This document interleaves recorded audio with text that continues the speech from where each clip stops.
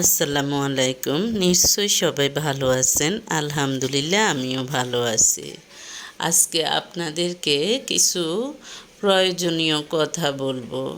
অনেকেই বলে আমার বাচ্চা চঞ্চল, আমার বাচ্চা কথা শুনে না, আমার বাচ্চা পড়ায় মনোযোগী না, আমার বাচ্চা ঠিকমতো খাওয়া দাওয়া করে না, আমার বাচ্চা মুখে মুখে তর্ক করে।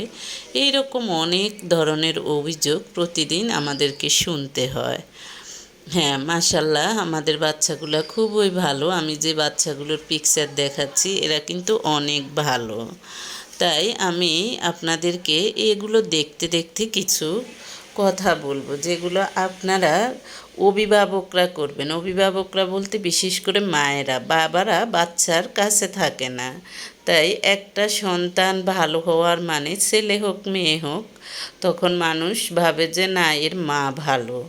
আবার একটা বাচ্চা যখন খারাপ কথা বলবে, গালি দিবে অথবা কাউকে কোনো কথা বলবে, তখন তা নিয়েও মানুষ সমালোচনা করবে, বলবে যে নিশ্চয়ই মা খারাপ, এজন্যই মা শিখিয়েছে, এজন্য বাচ্চা এগুলো বলছে। কারণ বাচ্চারা হলো কাদামাটির মতো।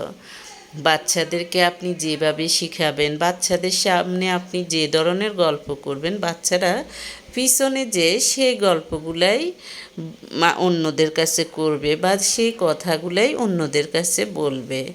তাই বাচ্চার সামনে আপনি কথাবার্তা বলতে সাবধান হবেন, কারণ আপনার বাচ্চার কথাবার্তা শুনেই মানুষ আপনার কোয়ালিটি পরিমাপ করতে পারবে। বিশেষ করে মায়েদের কোয়ালিটি পরিমাপ করে ফেলে। তাই বাচ্চাদেরকে মেধাবী, পড়াশোনায় মনোযোগী আপনি যেভাবে করতে পারবেন, অথবা চঞ্চলতা দূর করতে পারবেন, কোথাও গেলে আপনাকে লজ্জিত হতে হবে না, আপনার বাচ্চাগুলোকে মানুষ ভদ্র শান্তশিষ্ট বলবে, তখন আপনি যে কাজগুলো করবেন, যেমন নিজে উদাহরণ হন। আপনি যেমন আচরণ করবেন সন্তানও সেটাই শিখবে। শৃঙ্খলা, মনোযোগ, কৌতূহলী মন, এইসব গুণ নিজের মধ্যে থাকলে সন্তানও তা অনুসরণ করবে। তাই চেষ্টা করুন এসব নিজেদের মধ্যে ধারণ করতে। তারপর নিয়মিত গল্প বলুন ও আলোচনা করুন। রাতের বেলা ছোট ছোট নৈতিক শিক্ষা সম্পন্ন গল্প বললে শিশুর ভাষা দক্ষতা ও ভাবনার গভীরতা বাড়ে। শিশুর ঘুমানোর আগে তাকে গল্প বলো, ঘুম পাড়ানোর অভ্যাস করতে পারলে শিশুরা মেধাবী হয়। শিশুকে আপনি যেভাবে গড়ে তুলবেন শিশু সেভাবেই হয়ে উঠবে।